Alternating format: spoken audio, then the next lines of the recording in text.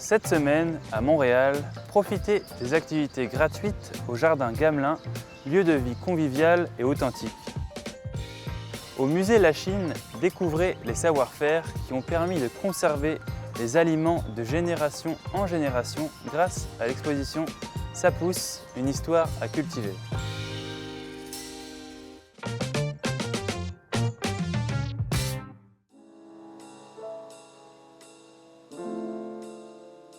Entre jeux géants, jardins thématiques et concerts gratuits, les Jardins Gamelin sont un lieu idéal pour profiter de l'été à Montréal.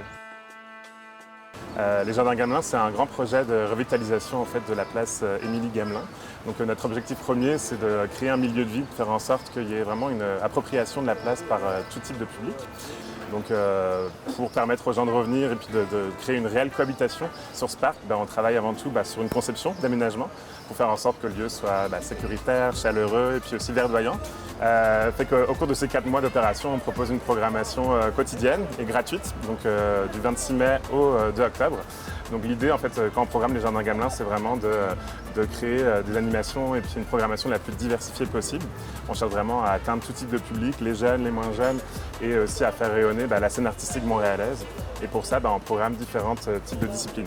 Alors on vient au Jardin Gamelin d'abord pour écouter de la musique. On développe toute une série de programmations musicales, essentiellement les jeudis et les vendredis, où on met de l'avant toute la richesse de la scène musicale montréalaise. Donc on fonctionne par séries thématiques. On peut venir sur l'heure du midi, à travers notre série de midi à la carte, on pourra écouter du jazz, de la pop, chansons, des artistes aussi autochtones au mois d'août. Le soir, on a des saveurs différentes. Les jeudis soirs, on est plus sur de la musique du monde. Donc on cherche à toucher différentes communautés culturelles qui sont propres aussi à l'identité de Montréal, une ville cosmopolite. Et les vendredis soirs, c'est plus musique festive. Donc on peut venir en famille, découvrir différents jeux de table, accompagnés de notre brigade d'animateurs. On a aussi des jeux géants qui sont proposés en tout temps sur la place, avec aussi, là aussi des animateurs.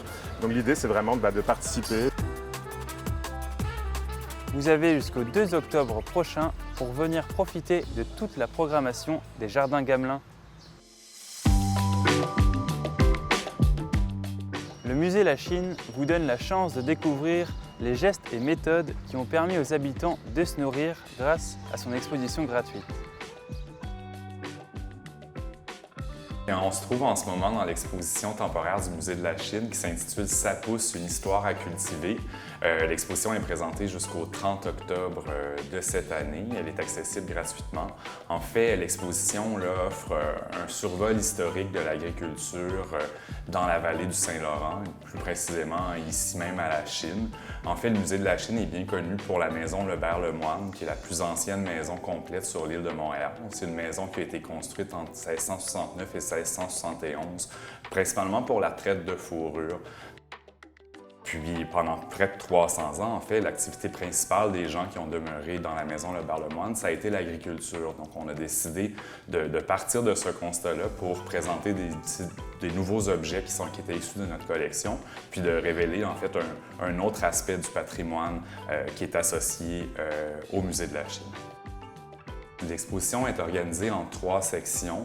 Donc, il y a une première section qui parle de la préparation puis de l'organisation du territoire qui est liée à la pratique agricole. Une deuxième section nous parle en fait, les techniques de récolte puis d'entreposage. Puis la toute dernière section nous parle davantage de la préparation des aliments puis de leur conservation.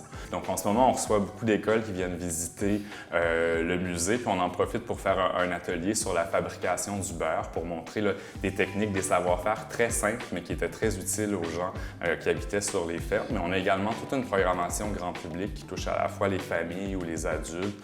Par exemple, en fin de semaine, le 4 juin, on va avoir un atelier qui s'appelle, en fait, une activité qui s'appelle Contes et pique-niques. Donc, on invite les enfants et leurs familles, les familles avec des jeunes enfants, à venir faire un pique-nique sur le terrain du musée. Puis on va avoir une animatrice des bibliothèques de la Chine qui va lire des contes associés aux thématiques de l'exposition.